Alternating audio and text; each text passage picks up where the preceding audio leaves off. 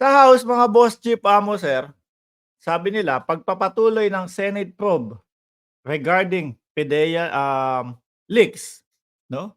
Actually, ayokong binabanggit yang PIDEA leaks na yan, hindi ako naniniwala na merong PIDEA leak, mga kababayan. Kaya 'wag tayong papayag kung ano po talaga yung paniniwala ninyo na kung, kayo po ay paniniwala ninyo, peke yung dokumento at hindi talaga nag-leak, kumbaga panghawakan natin yun, 'no? Panghawakan natin 'yun. Ako po, mga kababayan, hindi talaga ako kahit ipatawag ako ni Senator Bato diyan sa Senate, 'no, basta aalalayan ako ni Robin Padilla simula labas ng Senate hanggang papasok. Oh, 'di ba? Simula labas ng Senate hanggang papasok aalalayan ako ni Robin Padilla. Oh, Mark, sabihin mo nga sa harap ni Bato, ni Boss Puncher, na ikaw ay hindi naniniwala do'n sa dokumento. Oo, gusto mo with matching explanation pa. 'Di ba, mga kababayan? Oh, ang dali-dali, eh. Yang puncher na pinagpipilitan mo, oh, eto, pagka yung lumang dokumento nung 2012 kung sakaling naiwan ni Morales doon sa kanyang bahay, makakalungkat nga yung aking cabinet o aparador, 'no? May nakita, oh, ito. Kadalasan po gano'n tayo, mga kababayan. Ako nga po, wala lang dito sa tabi ko, at ayaw kong umalis habang naka-live, eh. Ako nga po, mga kababayan, yung mga lumang Espas ko diyaan sa Singapore nung tayo ay nandoon. O hanggang ngayon, kailan pa yun? Kung di ako nagkakamali, 2011 o 2012. Nasa akin pa po, nasa cabinet pa din po, mga kababayan. O mano bang eto yung dati kong ganito, dokumento, luma ito, 'no, o kaya baka, hindi, 'wag na natin sabihin blanko dahil nga may puncher. O merong mga lumang dokumento, eto puwede nating i-ano 'to, puwede nating gawing kumbaga ayusin ito. O in-scan, 'di ba, may butas ng puncher ni Bato. Nangangamba tuloy ako baka sa susunod na mga panahon, ang puncher ano na, 5,000 isa na. Paano kung 'yan ang pagbabasehan ng authenticity ng isang dokumento, magmamahal po 'yan, mga boss chief amo, sir. Ano, magmamahal po 'yan. In demand ng puncher kayo, bakit? Kapag may butas ng puncher, authentic 'yan, ano?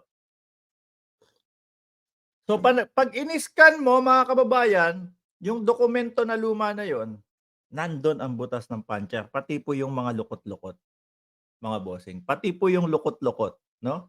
Magandang gabi sa lahat, 1,822, viewers, ha. Huwag niyo pong kalimutan dito sa bandang 'to, nandiyan po yung like button, okay. And i-comment niyo na din kung pang-ilan yung inyong like, ayan, para mai-shoutout ko kayo. At dito naman sa bandang diyan, nandiyan yung subscribe button, mga kababayan, para po, road to 200,000 na tayo. Oh, 'pag in-scan mo pati po yung puncher, butas, pati po yung lukot ng papel nandiyan yan, mga kababayan. Tapos lipat sa Adobe Photoshop, 'pag lilipat sa Adobe Photoshop, mga bossing, tanggalin yung original na mga nakasulat na pangalan, palitan din yung address.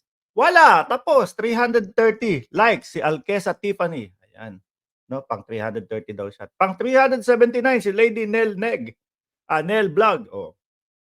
And then after po, mga bossing, oh, i-ano, natanggal na sa Adobe Photoshop, lagyan na nung pangalan ni Bongbong Marcos at lagyan na din nung Maricel Soriano. Tapos sabay, pagka-print, lagda si ano, si ano pangalan nun, si Jonathan Morales. Nakakalimutan niya hindi pala siya yung team leader, mga bossing. At ang dapat dun, nakapirma si Francia, mga kababayan. So, ganun lang po yun, 'di po ba? Kaya kong explain sa harap ni Bato 'yan. Ewan ko lang kung bakit si Bato, medyo talagang eager siya. Yung mga kotse, siyempre lumang lumang dokumento na 'yan. Ano ang eksplanasyon sa lumang kotse? Sabi ni Teresa de la Cruz, 489, likes ako. Sabi ni Budol Queen, 536 likes ako. Sa mga kotse, mga kababayan, lumang dokumento, siyempre may mga nakalista na po diyan, mga boss chief amo, sir. Wag nang burahin yung ano, mga kotse kasi ano naman 'yan, sa mga PIDEA naman din po 'yan, Tapos ang usapan, 'no, 'yun yung mga tinutukoy at yung isa pa, sabi ni Bato, tatlo kasi yung binigay niya, bukod dun sa puncher pero mas madiin po yung puncher, 'no?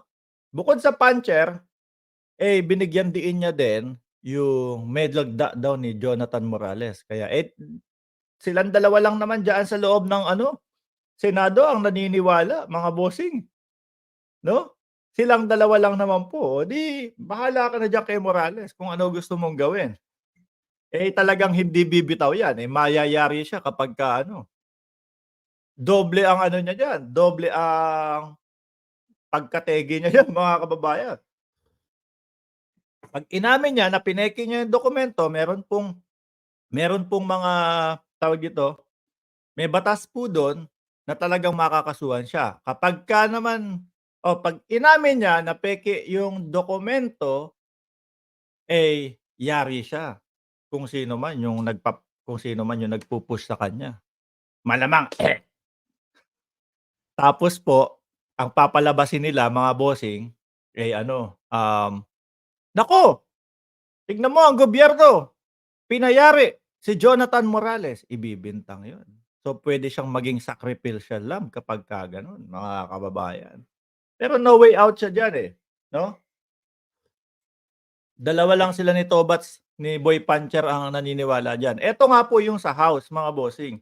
Naniniwala o pakiramdam, 'yan yung pinaka-safe na word siguro, 'no, na yung pagpapatuloy ng Senate probe regarding sa PIDEA leaks, mga kababayan, eh, pamumulitika.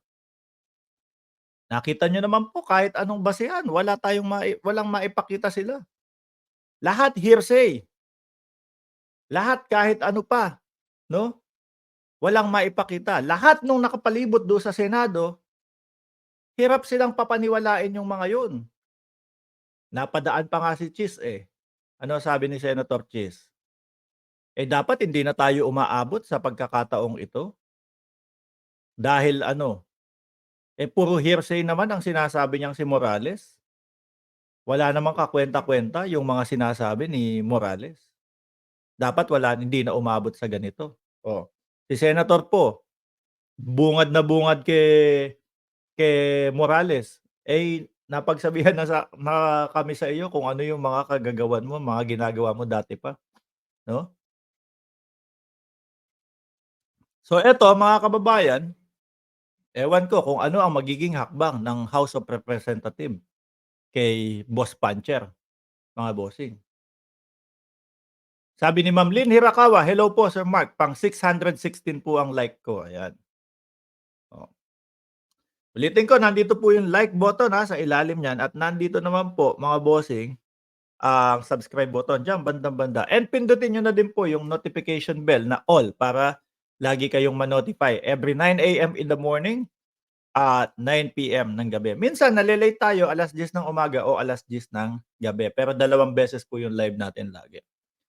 Sa tingin niyo po mga kababayan, ano,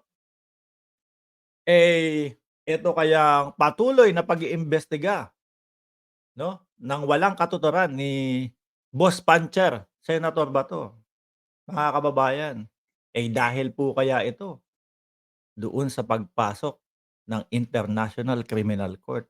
Nararamdaman po natin 'yan unti-unti mga bossing at makakarating po tayo diyan sa usapin na 'yan. Sabi ko nga po sa inyo dadahan-dahanin natin yung mga kaibigan natin na mga ano, na mga DDS. Huwag muna nating ilabas kung ano yung makakapagpainit ng ulo nila.